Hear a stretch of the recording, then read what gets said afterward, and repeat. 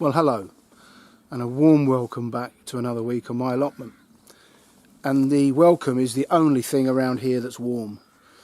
I was up here Friday early, and I put the fire on, put the stove on in the shed. It's bitterly cold. I mean, you can see I've got this on this morning. I've worn my shorts because it might get a little bit warmer later on today. But when I woke up this morning, actually Cheryl woke up long enough to call me mad. The rain was thundering down. All my water butts are full.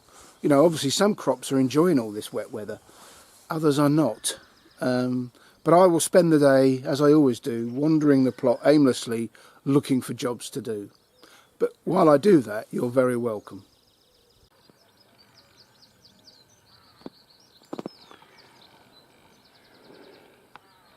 Well, these are those strawberry plants, Sweet Colossus, that I bought. And this is the sort of problem you have on an allotment. I put them in these pots, thinking I'll just let them grow on. I probably won't put them in the ground yet, but anyway. I came back during the week to find them all out of their pots on the ground, limp. Obviously the blackbirds had dug the plants out looking for grubs in the way they do. So I've put them back in. That's one benefit of the wet weather. And I've had to put wire mesh over them, because if I don't, the birds are at them. And there are very few crops on my allotment that you can leave unguarded. Very few. If you leave things, the birds, the pests, God knows what else, they'll have them. Right, here's another job I did this week. I earthed up these main crop Cara potatoes, and I did that Friday. Today's Sunday, and I earthed them up so that they were almost covered. In fact, there's one over there that hasn't moved out, but look at that. They're not only have they moved out of the soil, but they're a few inches above it. So I can earth those up a little bit more today. The runner beans are trying to find the poles. I've had to tie them in to help them, but eventually they'll find those bamboo canes. And the pumpkins, you know, this wet weather, and more importantly the cold weather, they're not enjoying it, but they look a bit anemic, to be honest. Even though they're planted into a well prepared soil, they don't look well, and I don't blame them. But they have grown a bit, and they are starting to move away. So, you know, fingers crossed. Potatoes are loving it. And it's the poorest year yet for me for carrot germination. I've really struggled to get carrots to germinate. I've got another bag of seed. I might try some more today. We'll see. And I've explained before, this is a bed of French beans. The dwarf beans sitting around the canes, and on the canes, French climbing bean cobra. And it's lovely to see. I have had to tie these in. I've tied these in once, and then they've twisted and done their thing, and they're on their way up. That's lovely. And I know one job I'm doing today. These garlic are coming out. These garlic went in the ground on the 9th of October. I mean, look at that. I'm almost embarrassed. Well, I am embarrassed to show you. They just have not developed. I mean, whether there's any garlic under that soil worth having, we'll find out later. I'll show you. I'm not holding out high hopes. And talking of not holding out high hopes, you have to laugh or you cry. This is the culmination of my broad beans this year. The first crop were eaten, not by me, but by the slugs. And the second crop could not look more. In fact, yeah, the slugs have had them again. And I have put organic slug pellets down. And yeah, they're turning into sticks again. It almost makes me want to give up. I spent all my younger life telling my children, never, never, never give up. Never quit. But there comes a time, doesn't there, where you think, I'm wasting my time. Sometimes not giving up makes you look foolish. On a more positive note, that ball-shaped courgette is looking quite good. But as I stand here, there we are, look. I'm going to deal with you. Take out all my pent-up frustration on one poor unfortunate snail. In fact, oh no, I thought I could see a cluster of them. It's not, it's dead courgette leaves. I might get a courgette there. That would be nice, mid-June. Well, if I don't get blight on these tomatoes, it'll be a blimmin' miracle. But there are some tomatoes.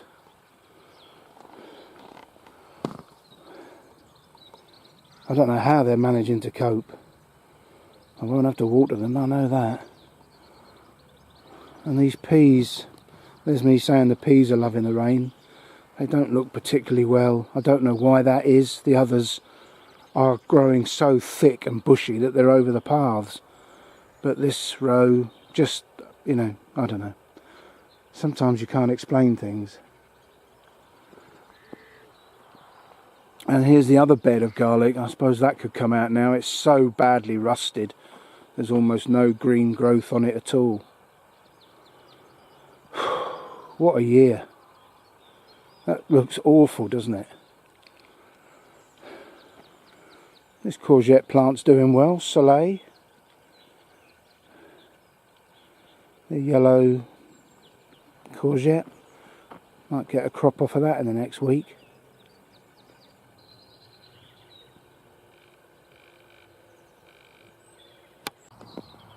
Well, that's a notable sign. Blueberries are starting to turn and ripen. And they look good with all this rain. So I shall have to net this today or the blackbirds will steal the lot. Well, whilst my first brew of the day is boiling,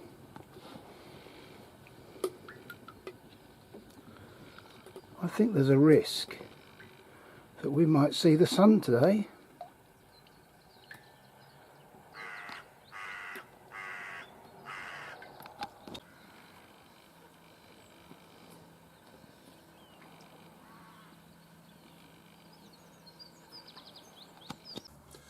Well, I feel the urge to tell you a little bit more about my past. It's not particularly interesting, but it is my story.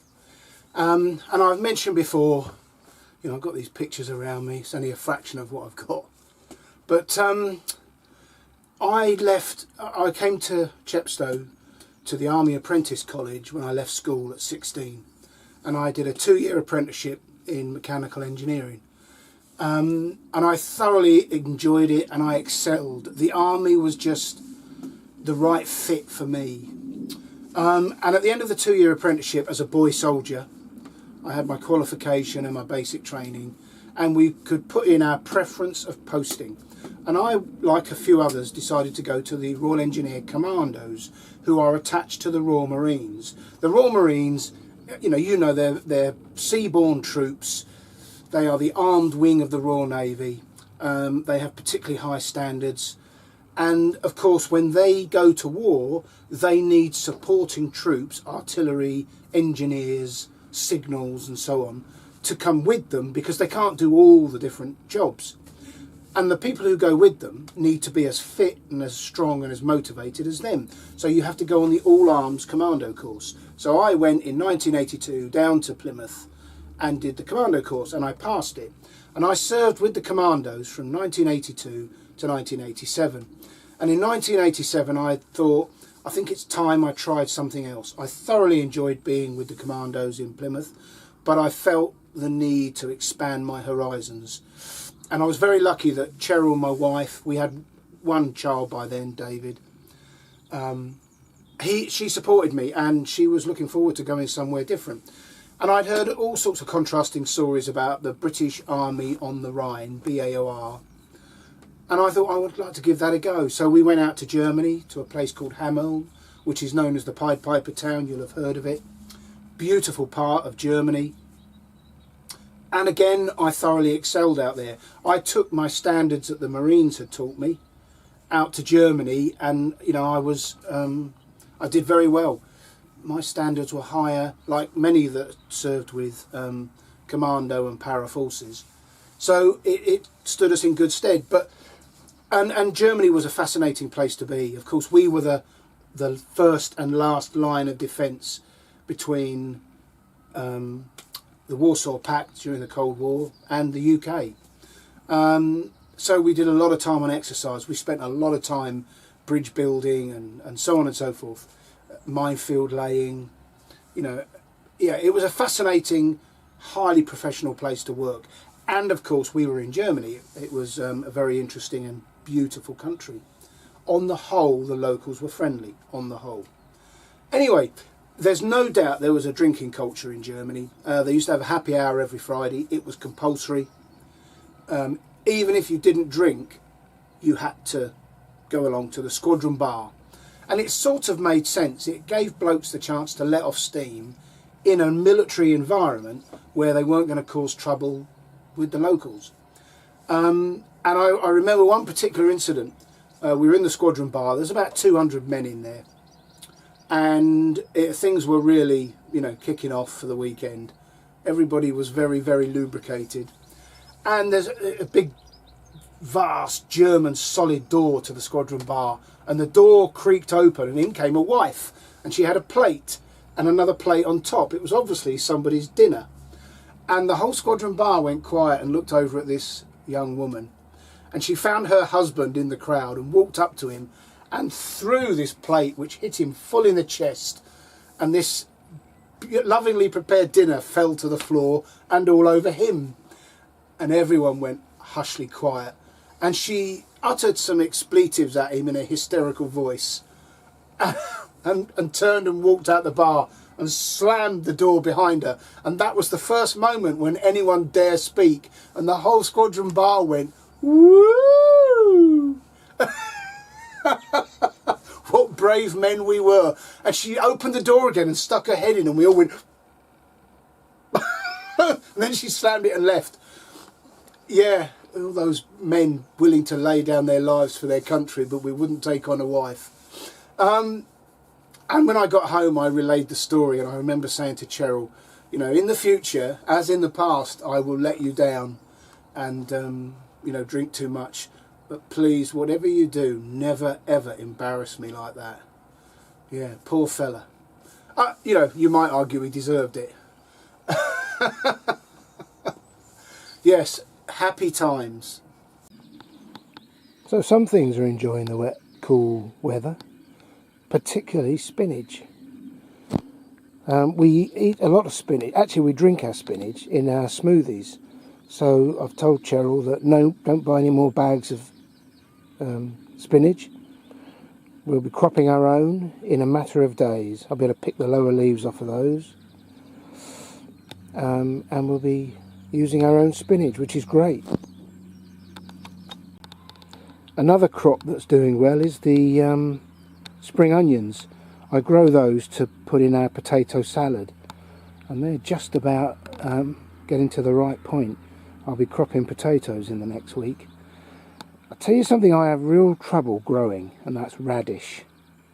They either bolt straight away, probably because I don't keep them wet enough because they're in a raised bed, or the slugs eat them. And the slugs have eaten off half of those, even though every time I come up here I put slug pellets down. I think they eat the slug pellets and then they move on to the radish. But if I can move you around rather artfully, look at that. It's just after 5 in the morning and the plot is looking stunning. It's glistening with all the raindrops in this beautiful early morning sun. Stunning. Maybe I'm not as mad as my wife thinks I am, although I probably am. It has to be a couple of years ago now, but I bought myself a loganberry. I think I'm right in saying that a loganberry is a mix of blackberry and raspberry, I think. And I've never had a real crop off it. I've had one or two, but this year it's actually producing fruit en masse. Now again, the blackbirds have had a few. You know as well as I do, they just know the right moment to pick the fruit. And of course they're here every day, every minute. I'm not. But I'm going to take a picking of those today. In fact, look, there's one that they've been picking at already. But there's enough there for me to take. And we'll put those on our breakfast. Lovely. Again, on a positive note, I'm very happy with the front of this shed. The two Tumbling Tom tomato hanging baskets are looking good. I think it's actually 4 plants in total. The cosmos is developing. Yeah, it's coming on. There are flower buds on it, and the lobelia is just starting to flower. So very happy. And if I swing you round past the one functioning dahlia I have,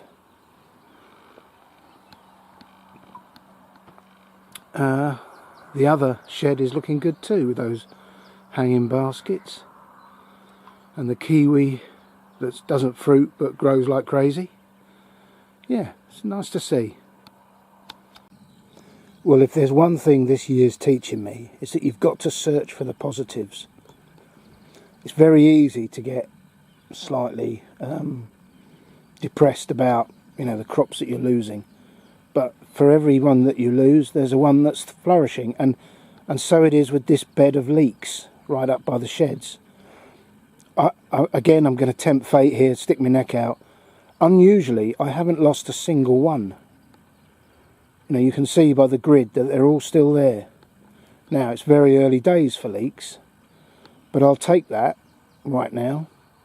They look good and healthy. They're well spaced, lots of air movement, and they're thickening up nicely. So far so good.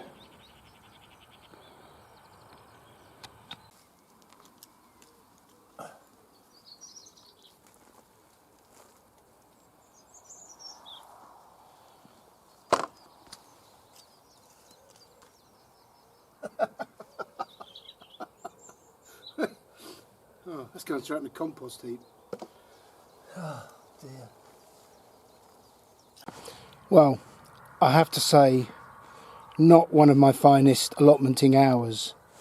Do you know, I genuinely don't know why one would grow to that size and sat next to it would be that. Cool, what a smell of garlic. Stunning. Now, you know, it's not a good crop. It's ridden with rust. However, it's all usable. And we may not store any of it, but we will use it all in one way or another. And when I say we, I mean Cheryl. But yeah, not my finest hour, not my greatest crop.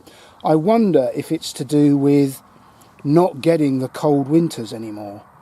Garlic famously needs cold weather to split into the individual cloves, and whilst you can see that has occurred, yeah, I don't pretend to understand fully. Anyway, what it does do is it produces a small crop, and it releases a bed that's almost completely empty apart from some sweet peas for more crops which I have ready to go. And that's the key to maximising your plot, is to have the next crop ready to put in. Well, there we have it. I've got you barely see them, they're very insignificant. They've not been doing well because they've been pot bound. But that's a row and a bit of beetroot.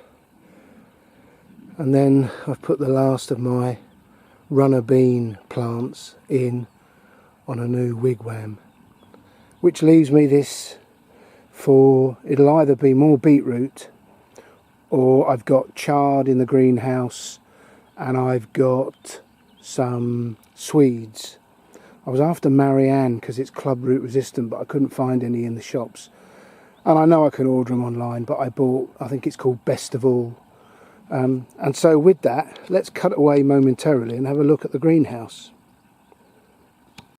So we've got multi-sown leeks, chard, lettuce, lollo rossa,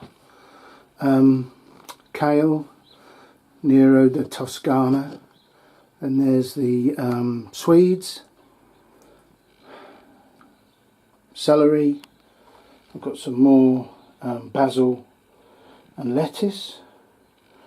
Then there's the peppers, which are coming on.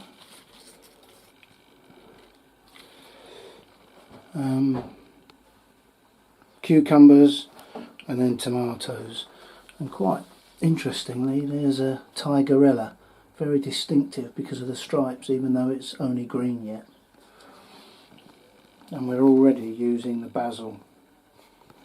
So yeah, it's all go in the greenhouse, although we're not really cropping anything yet. The cucumbers are still very small. Yeah, nothing hopeful there yet.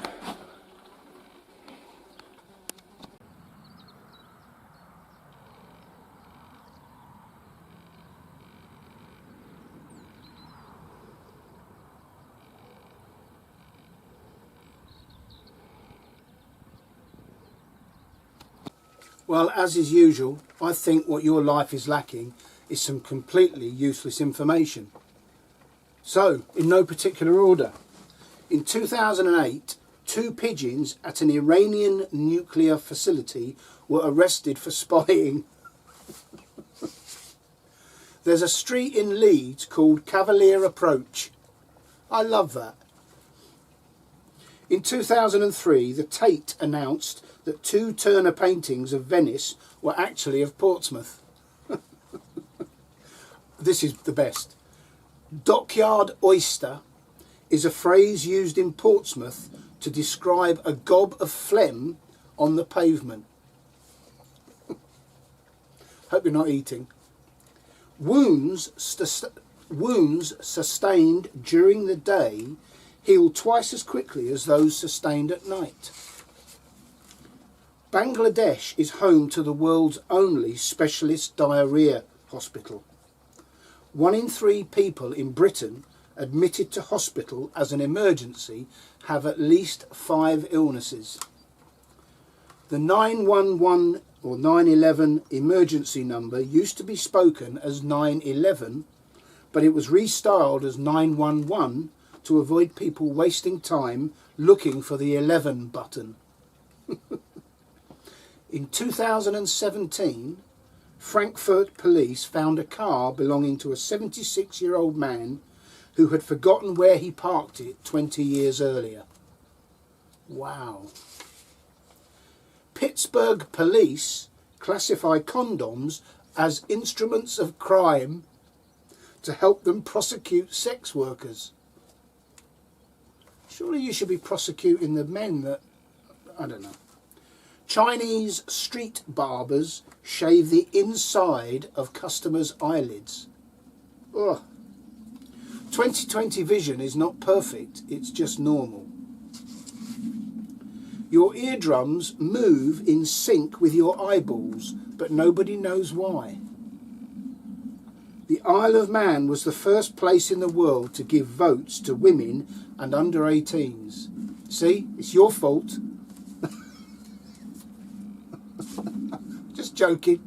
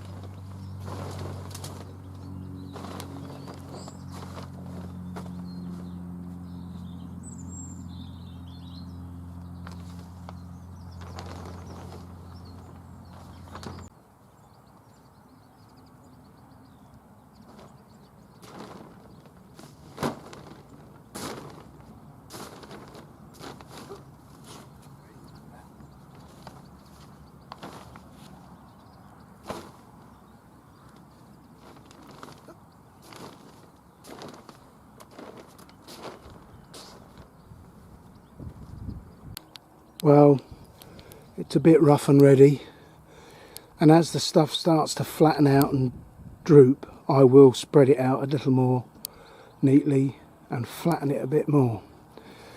But that edge there should hold and keep the stuff from growing. And the wheelbarrow, which is the old one that's now defunct, I'm going to fill with cow muck and put a couple of pumpkins in that. And if the landowner's not happy with what I've done, I can wheel it off the plot. That seems like a fairly good compromise to me. Right, let's get them pumpkins planted.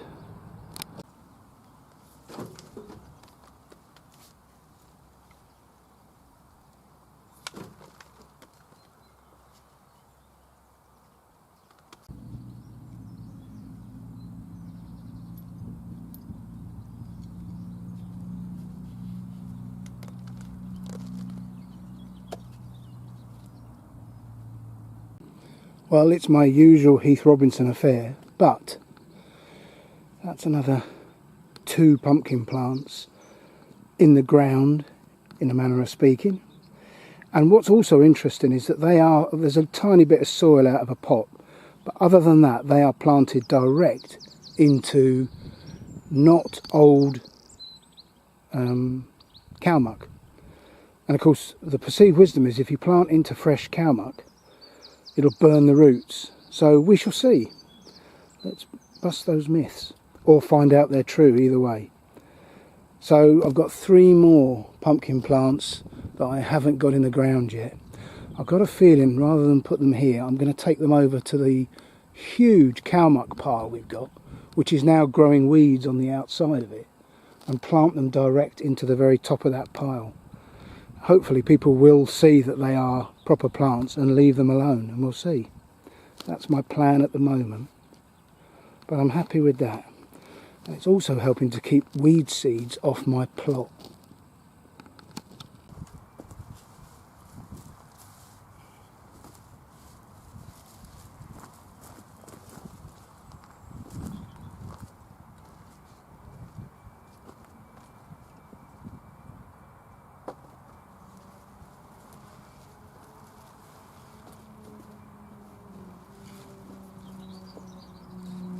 Well, there's a good example of what I'm talking about when it comes to not letting land lie dormant.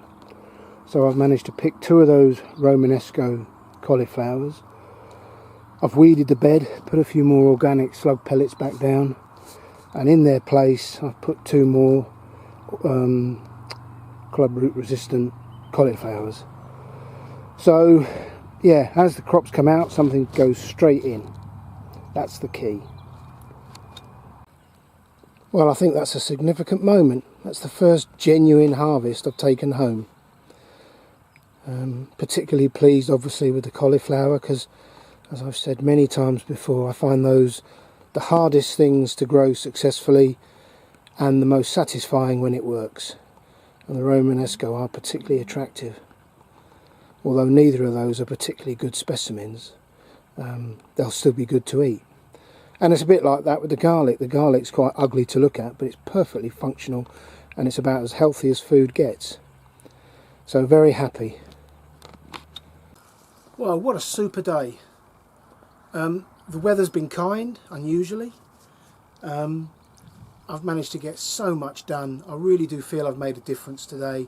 Nice to be taking home a genuine harvest. Maybe the peas will be a little bit small inside their shells, but they'll be all the more sweeter for it. And so, yeah, it's satisfying when you start to crop, especially this year. Definitely my most challenging year to date. I'm sure you're finding the same. So a good day, and nice to be getting more crops in the ground. A little bit more work to do in the greenhouse at home, but it's all coming together. If the weather would just play ball, we do need some heat. So I hope you're enjoying your own gardens and allotments. Thanks to all those who've subscribed and all those who leave comments. I enjoy every single one of them. And I shall see you again soon. Look after yourselves. Take care. Bye for now.